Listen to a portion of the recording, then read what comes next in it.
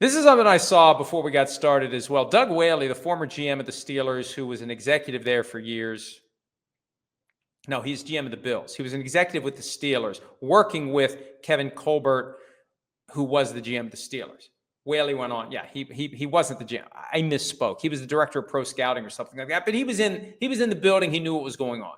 He made a comment recently that in 2005, as Aaron Rodgers, now the quarterback of the Steelers, was plummeting through round one, the Steelers were considering taking him if he had made it all the way down to number 30. Obviously, 6 spots earlier, Packers took him at 24. But Rodgers was in that free fall, and Rodgers was a potential number 1 overall pick. He wanted to be the number 1 overall pick. He wanted to go to the 49ers. They went with Alex Smith instead. Steelers took Heath Miller at number 30. The bigger picture is, man, that would have been awkward.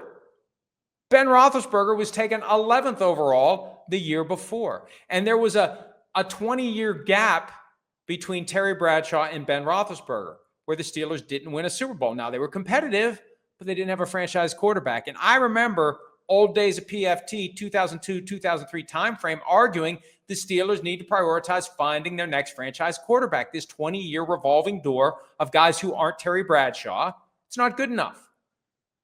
That would have been something. Roethlisberger 1 year, Rodgers the next year.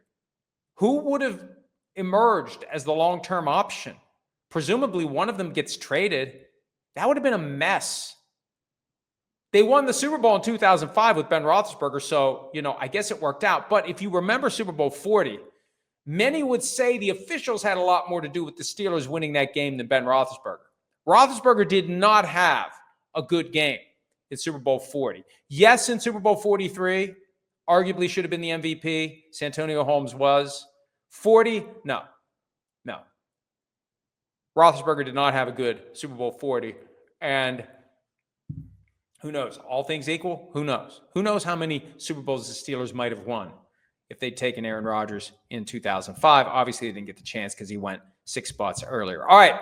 Hi, it's Mike Florio. Thanks for watching PFT on YouTube. Hit subscribe for the latest news and analysis from Pro Football Talk.